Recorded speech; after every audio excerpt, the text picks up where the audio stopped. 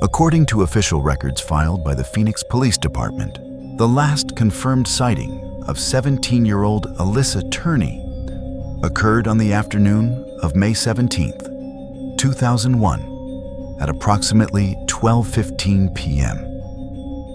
when she was seen leaving Paradise Valley High School at the end of her final day of junior year, carrying her backpack and a brown folder, wearing jeans and a black tank top. It was supposed to be the first day of summer for her, the beginning of freedom before graduation. But it became the moment everything in her life and in the life of her family froze in place. Her stepfather, Michael Turney, later told investigators that he picked her up shortly after noon, took her out to lunch, and brought her home, where they allegedly argued about her desire to spend the summer with friends in California. He stated that she left the house soon after, leaving a handwritten note on her bedroom desk that read, "Dad and Sarah, when you drop Sarah off at school, I'm going to California. Have a good life. Love, Alissa."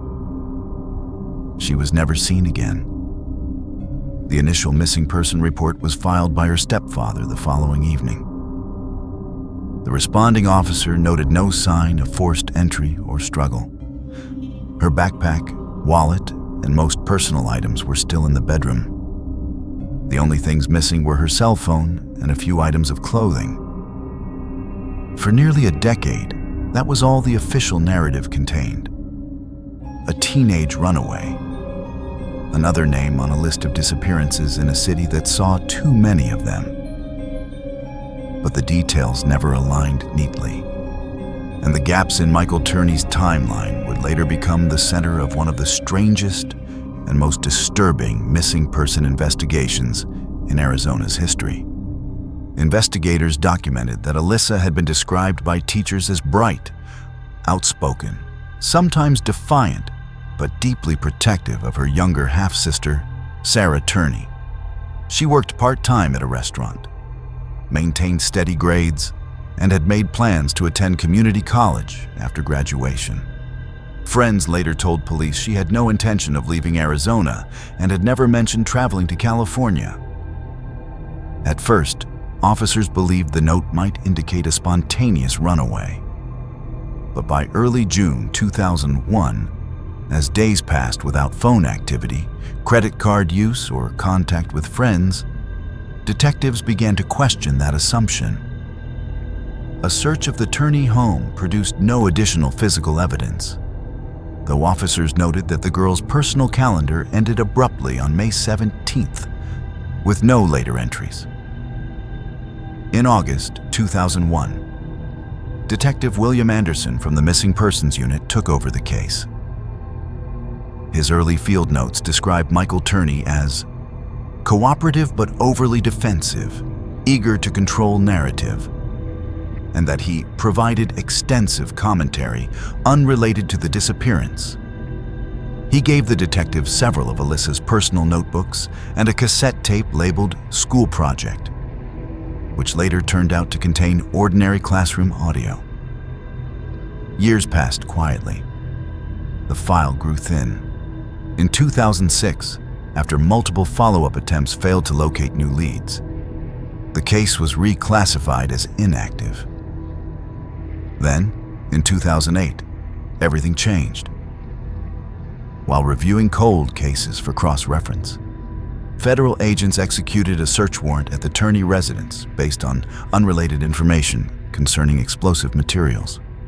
What they found transformed a presumed runaway into a suspected homicide. Inside Michael Turney's house, officers discovered over 20 improvised explosive devices, more than 30 pipe bombs, and a detailed manifesto outlining plans to attack a local electrical workers' union. The same employer he had once accused of kidnapping his stepdaughter. Among the seized materials was a videotaped statement in which he claimed that Alissa had been abducted by 2 union assassins during the summer of 2001 as revenge against him for whistleblowing activities. He further alleged that he possessed evidence proving their involvement. Though none was ever located, federal investigators concluded that his claims were delusional, unsupported by any factual record. Still, the discovery forced the Phoenix Police Department to reopen the missing person case, this time treating it as a potential homicide. Detectives re-examined every detail from 2001, starting with the note. Handwriting experts found it consistent with Alissa's style. Yet the content felt unnaturally abrupt for a 17-year-old girl with close friends and plans for the weekend. The absence of any packing, financial withdrawal, or contact suggested staging. When questioned again, Michael Turney repeated his story but added new inconsistencies.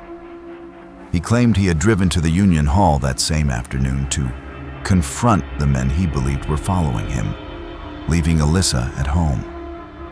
Phone records confirmed he called her cell phone once around 4:30 p.m., but she never answered.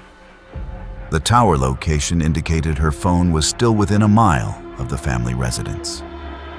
Detectives obtained home video footage from May 2001 showing Michael Turney interviewing Alissa at their kitchen table weeks before her disappearance. On tape, his voice is calm, almost parental, but his questions are invasive.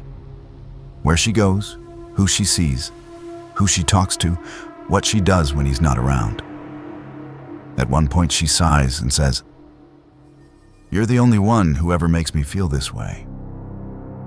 That recording would later become one of the most cited pieces of psychological evidence in the case. By 2010, investigators had built a portrait of a household ruled by control and fear, one where Alissa lived under near constant surveillance. Friends recalled that her stepfather would appear unannounced at her job, record her phone calls, and insist on picking her up from school daily. Her younger sister, Sarah, told the police she thought it was overprotectiveness. She was 12 at the time, too young to recognize what that vigilance might have meant. As detectives pieced together the timeline, one detail emerged that had been overlooked. Multiple witnesses reported seeing Michael Turney leave campus unusually early that day. One former student remembered seeing his truck parked near the school around noon, roughly the time Alissa was last seen walking out.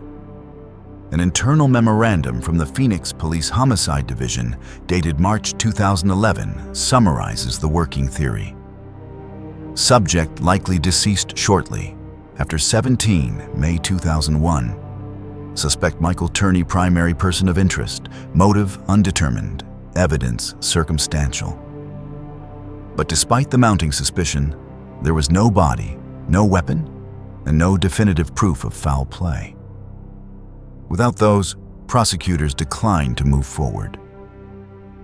For years, the case remained dormant again, sustained only by the persistence of Sarah Turney, who had grown up and begun advocating for her sister through online campaigns, podcasts, and interviews, determined to force a new investigation. Her efforts eventually drew national attention, reigniting public interest and pressure on local authorities to revisit the file. Meanwhile, the physical evidence, the videotape, the note, the interview logs, remained sealed in storage. Labeled Alissa Turney, Missing Person, File 01-17655. Inside, the most haunting detail was a small black and white photograph of a 17-year-old girl smiling at the camera. Unaware that it would be the image attached to her name for decades. According to official chronology, the final outbound signal from her cell phone was registered at 17:01 hours on the day of her disappearance, pinging from a tower less than 2 miles from her home. After that, silence. The call ended. No further communication was ever received. For nearly 2 decades after the summer of 2001, the disappearance of Alissa Turney lingered like a loose page in the archives of Phoenix law enforcement. A file too thin to close, too old to justify the hours it demanded. The evidence boxes sat stacked in warehouse storage, dust collecting on the tape seams, each item labeled and cross-referenced, each theory quietly decaying beneath the weight of time. It might have stayed that way forever, if not for the persistence of one person who refused to let the silence harden into fact. Sarah Turney was 12 when her sister vanished and 29 when she began to rebuild the case on her own. At first, she wrote letters to detectives, then to journalists, then to anyone who would listen. When those letters went unanswered, she turned to the new language of digital advocacy. Podcasts, interviews, short videos uploaded into the bloodstream of the internet. She released fragments of the old home recordings, including the kitchen table interview where her father's voice pressed too close. And within months, the case that had gathered dust in municipal storage became a national conversation. Public response forced the Phoenix Police Department to reopen the file in 2019. A joint task group was formed under the Violent Crimes Bureau with assistance from the Maricopa County Attorney's Office. Their first step was to audit every piece of physical evidence collected between 2001 and 2008. What they found was a trail of quiet irregularities. Missing evidence submission forms, undated transfer logs, and a cassette tape labeled Voice Message 170501 that no one could account for in the official chain of custody. The tape contained a message left on Alissa's phone at 17:13 hours, several minutes after the last recorded tower ping. A male voice says, "Call me when you get this," followed by a click and the faint sound of breathing before the tape ends. Forensic analysis confirmed that the voice was Michael Turney's. Investigators also reviewed the manifesto seized from his home in 2008, a 26-page document written in dense, erratic prose accusing union men of orchestrating the abduction. In the margins, however, they discovered notes written later in a different pen, directions, measurements, and what appeared to be GPS coordinates. When plotted, the coordinates indicated a patch of desert land near Wickenburg, roughly 50 miles northwest of the Turney residence. A field search was organized in December 2019, consisting of homicide detectives, cadaver dogs, and ground-penetrating radar. The site yielded no human remains, but officers recovered 2 rusted metal restraints and a small scrap of cloth that appeared to match the pattern of a shirt Alissa had owned. DNA testing proved inconclusive due to degradation. Still, the discovery was enough to justify a formal warrant. On August 20th, 2020, Michael Turney was arrested at his home on suspicion of second-degree murder. At the time of his arrest, he was 72 years old and reportedly cooperative. During interrogation, he maintained the same story he had told since 2001. That Alissa ran away, that she left a note, that he loved her. But the tone had changed. There was no longer outrage, only exhaustion, as if repeating the lie had calcified it into something he could almost believe. Court documents released later that month detail a chilling pattern of behavior preceding Alissa's disappearance. Audio surveillance devices hidden in her bedroom vents, detailed logs of her comings and goings, and dozens of recorded conversations in which she expressed fear of him. One of those transcripts, dated 2 weeks before she vanished, includes her saying, "You're scaring me," followed by the sound of a door closing and footsteps retreating down a hallway. In the months leading up to the trial, prosecutors faced the same obstacle that had stalled the case for years: the absence of a body. Without physical remains, the burden of proof relied entirely on circumstantial evidence and the accumulation of behavior, a lifetime of control distilled into inference. The preliminary hearing in July 2021 lasted less than an hour. The judge ruled that while the circumstantial evidence was significant, it failed to meet the threshold for probable cause to proceed to trial. The murder charge was dismissed without prejudice, leaving open the possibility of refiling should new evidence emerge. To the public, the announcement landed like an echo of 2001, another ending without closure. In the official press release, Phoenix PD reiterated that the investigation remains active and ongoing. In practice, the case returned to its familiar place in storage. Sarah Turney stood outside the courthouse that afternoon and told reporters she would keep fighting until her sister was found, her voice steady in a way that made the microphones tremble. Within law enforcement circles, the file became a case study in the limits of evidence. How control can exist without bruises. How a crime can hide in the spaces between ordinary days. Internal memoranda dated late 2021 summarized the final review. All investigative avenues exhausted. Subject Michael Turney remains person of interest. Victim Alissa Turney presumed deceased. Probable location of remains unknown. Probability of recovery minimal. By the end of that year, the case was transferred to the Cold Case Homicide Unit under reference number 01-17655A. The physical evidence, photographs, cassette tapes, typed transcripts, was reboxed, sealed with red tape, and archived in Warehouse 5, Row C17. The official notation on the inventory reads, "Retain indefinitely." The story might have ended there if not for a strange detail that surfaced during the audit, a VHS cassette mislabeled Christmas 2000 dinner. The tape showed a quiet family meal. Sarah passing dishes, Michael adjusting the camera, Alissa smiling briefly toward the lens. Then, at the 43-minute mark, as she stands to clear her plate, Michael's voice off-screen says, "Sit down, I'm not done."